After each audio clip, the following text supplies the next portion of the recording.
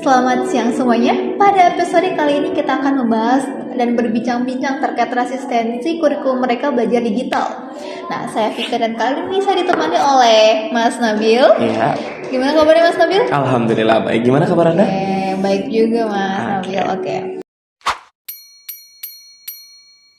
Nah, sejak diberlakukannya kurikulum merdeka, guru itu didorong untuk memanfaatkan berbagai teknologi seperti platform mereka mengajar, modul digital, dan asesmen berbasis teknologi sehingga pembelajaran itu lebih berfokus pada siswa.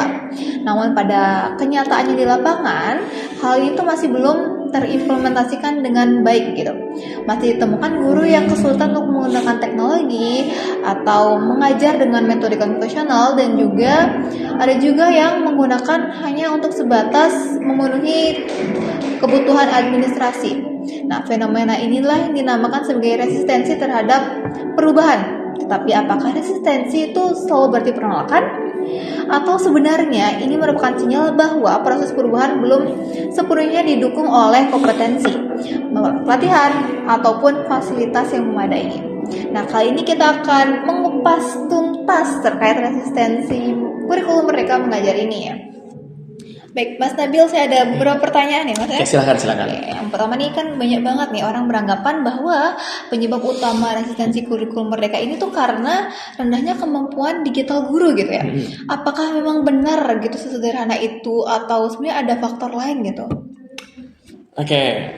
Jadi sebenarnya nggak sesederhana itu sih. Jadi tapi ya kalau kita bisa bedah dalam kerangka TIPEK gitu. Kemampuan digital itu cuma salah satu dari domain di TIPEK itu. Jadi ada namanya TK atau Technological Knowledge, yang dimana guru itu biasanya udah kuat di penguasaan materinya dan juga gimana sih cara ngajar dalam metode konvensional. Nah, tapi dengan adanya kurikulum merdeka yang baru ini, mereka itu juga harus perlu gimana sih caranya menggabungkan antara teknologi dengan cara mereka mengajar dan mendesainnya agar bisa menyatu dengan kurikulum TIPEK gitu. Yang dimana itu kemampuan digital itu cuma salah satu dari beberapa bagiannya, yang dimana itu termasuk dalam TK atau Technological Knowledge. Nah, guru itu biasanya udah kuat dalam penguasaan materinya dan juga udah tahu gimana cara ngajar dengan metode konvensional. Nah, yang belum kebentuk itu justru gimana sih caranya teknologi itu didesain biar bisa menyatu dengan strategi mengajarnya dan bukan cuma sekedar dipakai doang. Ya, terus ya kalau misalnya kita tarik ke teori belajar kerangka TIPEK, jadi kemampuan digital itu cuma salah satu dari beberapa domainnya gitu. Jadi ada namanya TK atau Technological Knowledge kayak kita udah tahu. Nah, guru itu biasanya udah kuat gitu dalam bagaimana cara ngajarnya dan gimana sih penguasaan materi dia, dan juga yang belum kebentuk itu sebenarnya gimana sih cara menggunakan teknologi itu agar didesain sedemikian rupa supaya menyatu dengan strategi mengajarnya dan bukan cuma dipakai doang. Jadi terus ya kalau kita bisa tarik ke teori belajar gitu, ini juga bisa dikaitkan gitu lewat sudut pandang behavioristik, yang dimana guru itu udah nyaman gitu sama cara mereka ngajar dengan metode konvensional. Nah, mereka itu merasa aman gitu dengan metode itu, kayak siswanya itu udah terlihat gimana hasilnya gitu, dan itu udah diterapkan selama bertahun-tahun kan, dan tiba-tiba berubah kayak gini, dan berat gitu rasanya kalau misalnya mereka harus tetap menjalankan tugas mereka yang lama, tapi mereka tetap harus belajar dengan yang kedepannya gitu. Nggak bisa, otak itu susah buat sinkron dengan keduanya. Ya jelas itu bebannya itu bakal ekstra, dan itu kelihatannya kayak resistensi kan, padahal ya sebenarnya itu cuma proteksi kognitif biasa karena otaknya nggak mampu untuk menjalankan dua tugas sekaligus. Kemudian juga ini juga soal kesiapan yang nggak merata sebenarnya ya.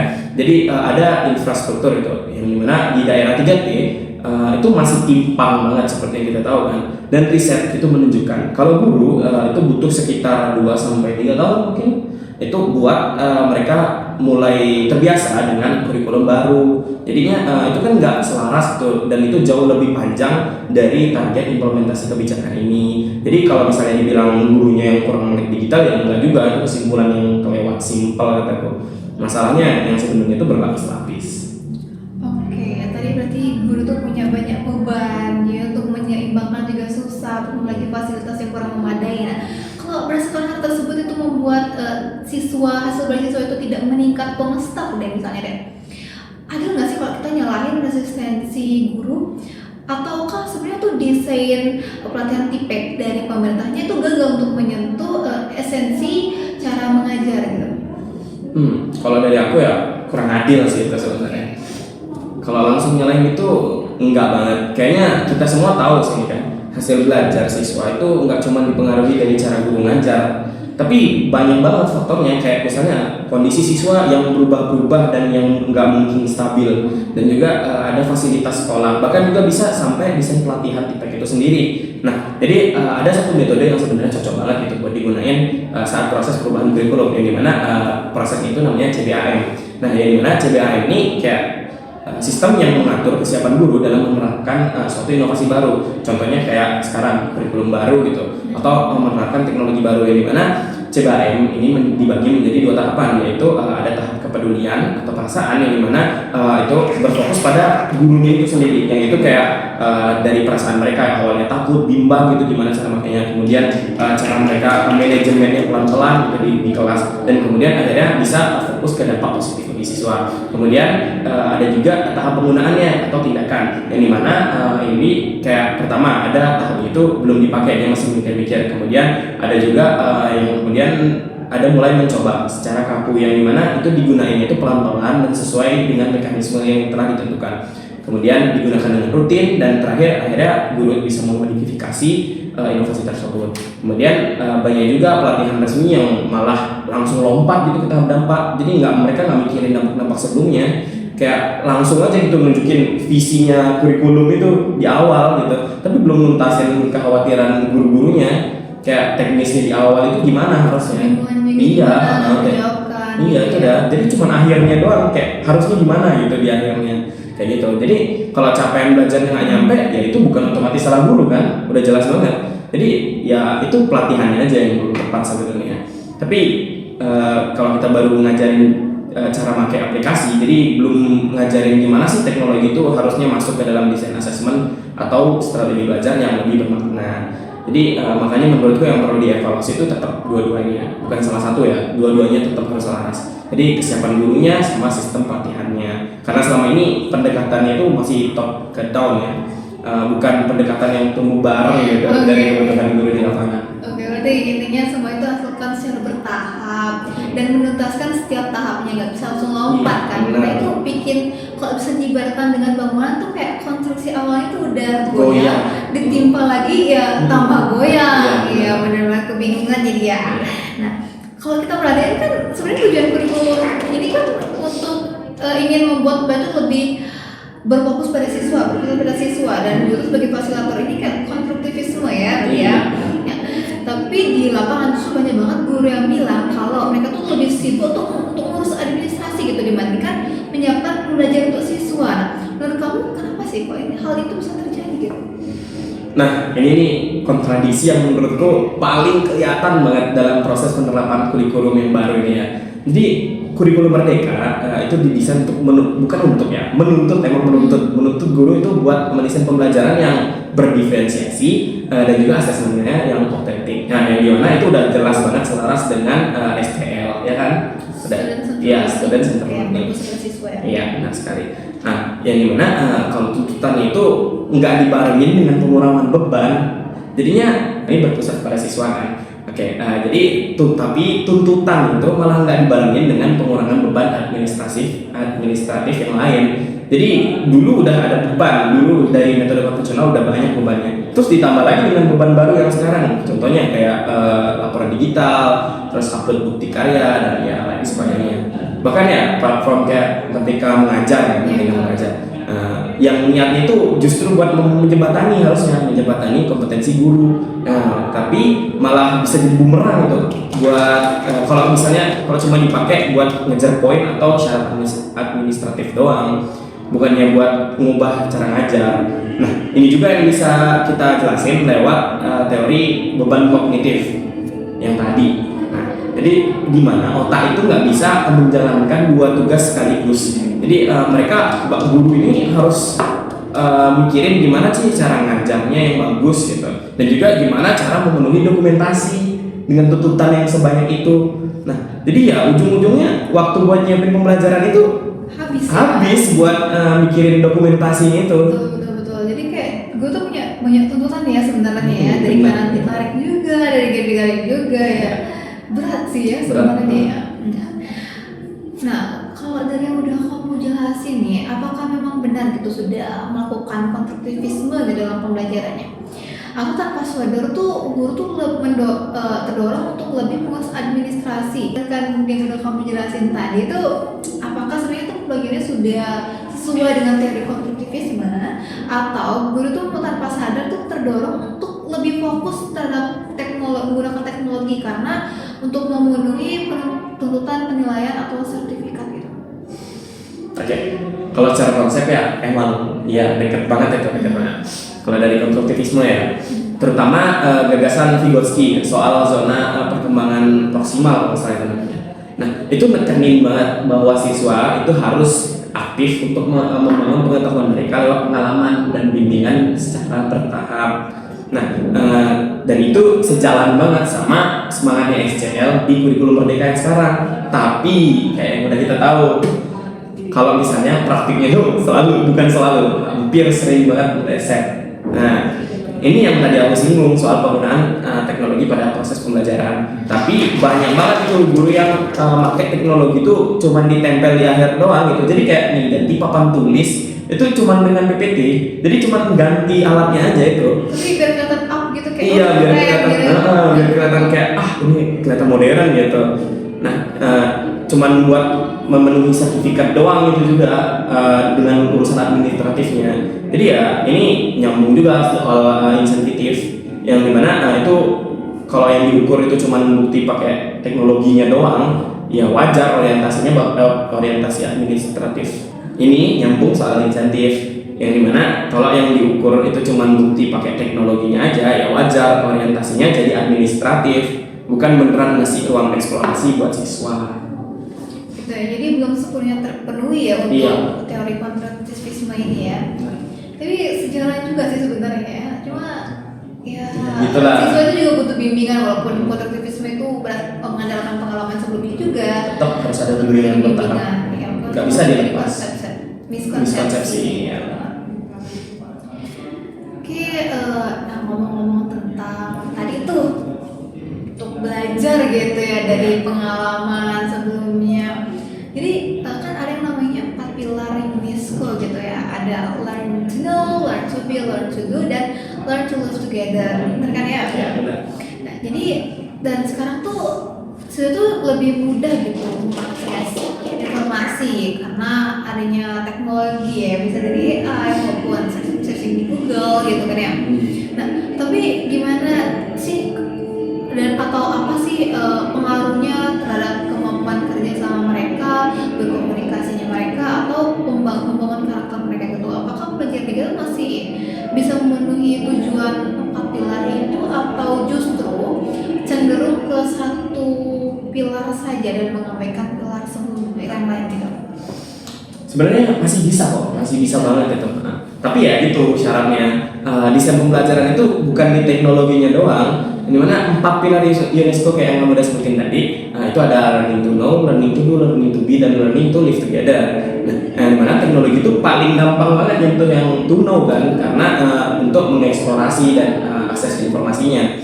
Nah, tapi ya kalau misalnya itu cuman dipakainya buat akses informasi doang, kayak misalnya kita ngasih YouTube gitu, aplikasi YouTube, ya udah itu cuma dipakainya tuh buat nonton video doang, atau kita misalnya kasih aplikasi quizzes gitu, cuman buat ngerjain tugas di layar sendirian atau pakai Google Form gitu, ya itu nggak bakal ngaruh ke 3 pilar yang lainnya. 3 pilar yang lainnya itu bakal timpang, nggak ada ceritanya 3 pilar itu otomatis kebangun dengan satu pilar yang berdiri doang. Misalnya kayak bangunan yang kamu bilang tadi, kalau ada 4 pilar satunya doang yang berdiri, 3-nya goyah gitu, nggak bisa. Ini lagi-lagi soal penggunaan teknologi pada proses pembelajaran, yang dimana misalnya guru itu bisa mendesain pembelajaran berbasis NCL, yang teknologinya itu dipakai buat diskusi kelompok, habis itu proyek kolaboratif atau presentasi bareng gitu. Jadi 4 pilar itu bakal bangun semuanya. Jadi 4 pilar itu bakal berdiri kokoh bahkan ya. Jadi kalau misalnya kita tarik ke teori konstruktivisme, ya lebih tepatnya ke sosialnya Vygotsky gitu kan, belajar itu memang paling optimal kalau misalnya ada interaksi dengan orang lain, jadi nggak bisa dengan sendiri. Nah, Jadi kalau misalnya desainnya itu cuma yang penting pakai di aplikasi doang gitu, ya 4 pilar itu bakal timpang. Jadi ya cuma buat diri literasi doang jadinya di sosialnya lemah. Oh, benar banget ya. Jadi seharusnya semua itu mungkin tergantung desain belajarnya Iya. juga berarti ya. Oke, berarti harus lebih lebih aware gitu ya sama halnya agar semuanya terpenuhi ya. Nggak boleh timpang bersama. Karena itu banyak banget hal yang harus kita diskusiin ya, terutama di bagian solusi gimana sih caranya agar guru itu bisa menyeimbangkan antara pengelolaan administrasi dan pengelolaan untuk mengajar siswanya sesuai dengan temanya gitu ya, terutama teori yang diminta gitu kan, konstruktivisme kan ya. Nah, menurut Nabil tuh gimana sih solusinya agar bisa menangani problem-problem ini? Oke. Menurutku ya solusi utamanya itu bukan cuma sekedar nyuruh gurunya biar cepat beradaptasi menggunakan teknologi. Yang jauh lebih penting itu membangun ekosistemnya lagi dari awal yang benar-benar mendukung perubahan itu. Jadi Dari awal banget nih berarti. iya, dari awal emang harus dari awal. Nggak bisa kita masukin ke tengah-tengah ke segitu, nggak bisa. Bakal kita harus mulai dari awal. Jadi yang pertama, pelatihan guru itu harus lebih relevan dengan kebutuhan yang ada di lapangan. Nggak bisa kita matok satu pelatihan semuanya sama, nggak bisa. Beda, lingkungannya beda-beda semuanya. Kondisi siswanya juga beda-beda. Jadi bukan cuma ngajarin gimana cara pakai aplikasi, tapi ya gimana cara sebenarnya kita pakai teknologi itu biar bisa dipadukan dengan strategi mengajar supaya pembelajaran itu lebih bermakna, lebih berbobot lah gitu. Guru juga perlu ruang untuk mencoba berdiskusi dan bahkan melakukan sesuatu kesalahan yang wajar tanpa merasa dihakimi. Jadi dia juga perlu sebuah platform ya untuk berdiskusi sama guru gitu. Forum. Forum ya. Iya, forum. Maksudnya MGMP kan? Iya, MGMP. Udah ada sekarang MGMP benar. Untungnya ya ada, jadi kayak bisa sharing-sharing juga tentang perkembangan kurikulum maupun ilmu baru yang didapat gitu ya. Betul. Memang harus ada interaksi terus dengan guru lagi. Ada solusi lain kan ya? Oke, ada. Yang kedua itu pada beban administrasi tadi yang sudah dibahas. Itu sebenarnya beban administrasi itu perlu disederhanakan gitu. Jadi kalau misalnya guru terlalu banyak ngurus laporan, dokumentasi, yang ada energi mereka tuh habis, terkuras gitu. Kayak habisnya tuh di luar proses belajar dan mengajar. Padahal ya yang paling penting itu ya kualitas interaksi antara guru dan siswa. Tapi ya malah kalau kayak gini malah habisnya di dokumentasi, mereka pusing guru-gurunya. Padahal yang diprioritaskan itu tentang pembelajarannya ya. Iya, kan? benar. Oke, lanjutkan. Oke, kemudian ada yang ketiga, gimana keberhasilan kurikulum mereka seharusnya itu nggak diukur ya dengan seberapa banyak teknologi yang dipakai gitu atau yang digunakan, tapi dari seberapa besar dampaknya terhadap perubahan proses pembelajaran pada siswa. Jadi kayak apakah siswanya ini jadi lebih aktif bertanya atau lebih mampu berpikir kritis, kemudian bisa bekerja sama dan berani menyatakan pendapatnya. Itu wah banget kalau udah bisa kayak gitu. Itu sih yang sebenarnya menjadi tujuan utamanya gitu. Oke, ada lagi? Oke, ada yang terakhir itu jadi teknologinya itu seharusnya digunakan itu bukan cuma jadi alat doang, tapi teknologi itu seharusnya jadi alat itu bukan tujuannya. Kalau sekarang kan kelihatannya sebagai tujuan, kayak harus banyak pakai teknologi. Biar Harusnya sesuai ya. biar kelihatan modern doang. Harusnya ya itu cuma jadi alat aja gitu, bukan tujuannya. Jadi kurikulum merdeka itu juga bukan cuma cara ngajar dengan aplikasi tertentu dan terbaru, melainkan harus menciptakan lingkungan pembelajaran yang benar-benar berpusat pada siswa. Jadi kalau misalnya guru, sekolah, dan pemerintah itu kan bisa bergerak bareng-bareng dengan tujuan yang sama gitu. Kalau siswa kan harus di-time dulu nih, harus benar-benar bagus rancangan pembelajaran atau rancangan kurikulumnya gitu. Aku yakin kalau perubahan yang diharapkan ini bukan cuma dari kebijakan yang di atas kertas ini doang, tapi benar-benar yang dirasakan sama perubahan di kelasnya. Oke, jadi solusinya sangat menarik ya. Oke, jadi kalau dari semua yang udah kita bahas itu kita bisa tahu nih kalau tantangan dan penerapan kurikulum itu sebenarnya bukan cuma soal kemampuan guru untuk menggunakan teknologi kan ya. Ada banyak juga faktor yang saling berkaitan gitu. Mulai dari kesiapan guru, desain pelatihannya, beban administrasi, dan lain-lainnya, sehingga sampai ke teknologi yang harusnya jadi alat untuk mendukung pembelajaran yang lebih bermakna dan berbobot gitu ya, bukan cuma sekedar untuk memenuhi tuntutan administrasi atau sertifikat aja. Nah, semoga dengan melalui diskusi ini kita tuh jadi punya sudut pandang yang lebih luas bahwa keberhasilan kurikulum itu adalah tanggung jawab bersama, bukan cuma guru, tapi juga sekolah, pemerintah, dan semua yang terlibat dalam dunia pendidikan. Oke, nah terima kasih untuk penonton yang udah mendengarkan podcast ini, dan semoga pembahasan ini bisa menambah wawasan dan juga menjadi bahan refleksi. Kita tuh punya sudut pandang yang luas bahwa keberhasilan kurikulum merdeka adalah tanggung jawab bersama. Jadi bukan cuma guru, tapi juga pemerintah, sekolah, dan juga semua pihak yang terlibat di dalam dunia pendidikan. Nah, terima kasih untuk para penonton yang sudah mendengarkan podcast ini. Semoga pembahasan kita bisa menambah wawasan dan menjadi refleksi agar pendidikan di Indonesia semakin naik dan baik ke depannya ya. Saya Fika bersama Nabil dan juga tim di balik layar pamit undur diri.